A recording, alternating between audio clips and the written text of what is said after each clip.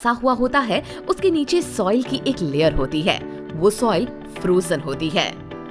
Plants Tyga. Industrialisation के लिए Tyga में प्रेजेंट कई ट्रीज को कट किया जाता है, फिर इनसे मिला वुड और पेपर बड़े बड़े देशों में बेचने के लिए भेजा जाता है। इससे भी फॉरेस्ट को बहुत बड़ा थ्रेट होता है।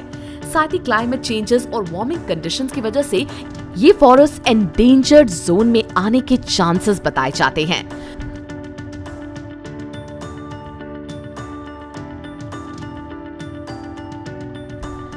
Hello friends, welcome back to this fantastic series जहां हम डिस्कस कर रहे हैं अर्थ पर प्रेजेंट हर एक लाइफ के बारे में। रीसेंट एपिसोड्स में हमने जाना कि अर्थ पर लाइफ की शुरुआत कैसे हुई और कैसे एक एक करके प्लांट्स एंड एनिमल्स इस दुनिया में आए। उसके बाद we got to know about the rainforest. तो आज हम एक और फॉरेस्ट के टाइप के बारे में बात करेंगे। सो लेट्स एक्सप्लोर ये टाइप कौन सा है।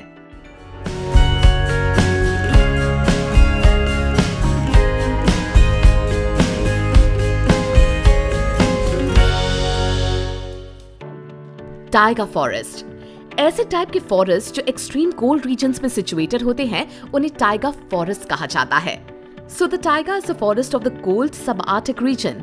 सब आर्टिक नॉर्दर्न हेमिस्फीयर का एरिया है जो आर्टिक सर्कल के ठीक नीचे सिचुएटेड है।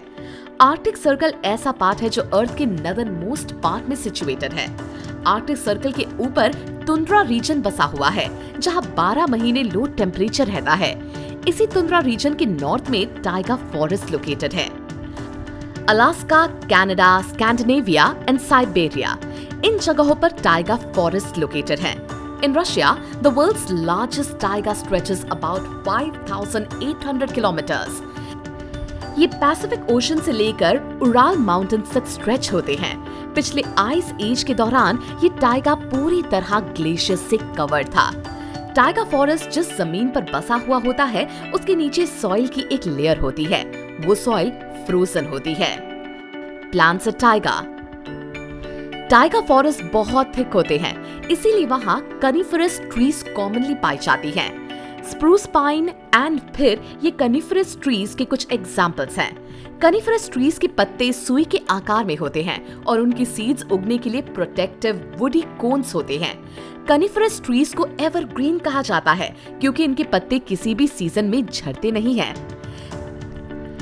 टाइगा फॉरेस्ट की सॉइल न्यूट्रिएंट रिच होती है, तभी टाइगा में मशरूम्स, लाइकेंस, मॉसेस की बड़ी वैरायटी पाई जाती है।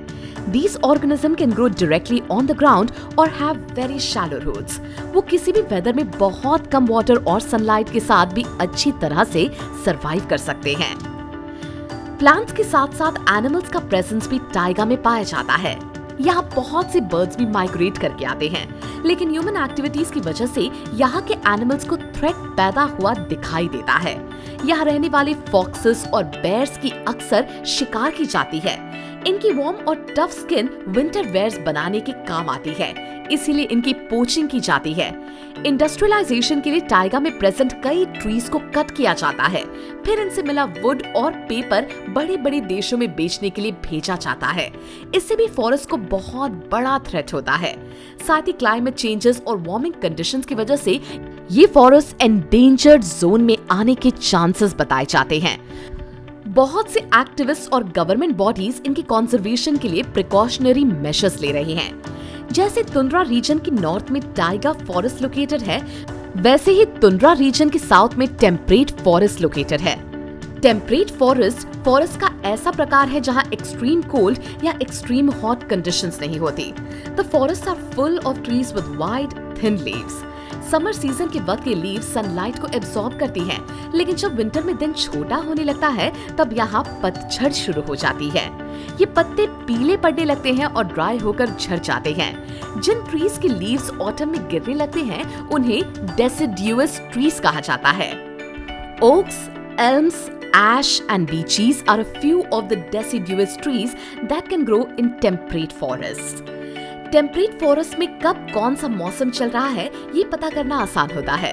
समर में वार्म, विंटर में कोल्ड और फॉल में मॉडरेट ऐसे सीजन होते हैं जहां टेम्परेट फॉरेस्ट लोकेटेड हो।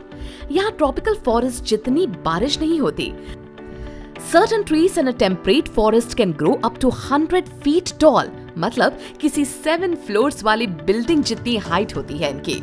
Temperate forest eastern north America, northern eastern Asia and central and western Europe in जगह पर पाए जाते हैं। The Tongass National Forest is the largest intact temperate rainforest reserve on the continent, जो almost 17 million acres की space encompass करता है और ये बसा हुआ है साउथ ईस्ट अलास्का में। Threat to temperate forests। Tiger forest की तरह recent times में temperate forest के लिए भी कुछ threatful situations ऑब्जर्व की गई हैं। According to wildlife experts, road construction और बाकी इंफ्रास्ट्रक्चरल डेवलपमेंट के लिए जो बड़े बड़े पेड़ इन फॉरेस्ट में कट किए जाते हैं, वो इनके लिए सबसे बड़ा थ्रेट है। जैसे जैसे इंडस्ट्रियलाइजेशन हो रहा है, वैसे वैसे इस हैबिटेट के लिए खतरा भी बढ़ सकता है, क्योंकि इंडस्ट्रियलाइजेशन के लिए जितने भी नेचुरल रिसोर्सेज चाहिए होते हैं, उनमें से मैक्सिमम रिसोर्सेज इन्हीं फॉरेस्ट में अवेलेबल होते हैं। साथ ही climate change is also considered as one of the biggest threats for the temperate forest. क्योंकि टेम्परेट फॉरेस्ट में सीजन बदलते रहते हैं, यहाँ ऐसे ही एनिमल सरवाइव कर पाते हैं जो अपने आप को हर सीजन से अडेप्ट कर पाए। यहाँ बहुत सी स्क्विरल्स देखी जाती हैं। ये समर में ही अपना खाना ढूंढकर ट्रीज में प्रोटेक्ट करके रख देती हैं, ताकि विंटर में जब फूड की स्कैर्सिटी हो तब स्क्विरल्स अपना बचाया हुआ खाना ठीक से खा सके। यहाँ विंटर छोड़कर बाकी सीजन्स में बर्ड्स माइग्रेट होकर आते हैं। तो इस तरह अलग अलग कंडीशंस में अलग अलग तरह की कैरेक्टरिस्टिक्स होने वाले ये दो फॉरेस्ट के टाइप है, एक टाइगर फॉरेस्ट और दूसरा टेम्परेट फॉरेस्ट।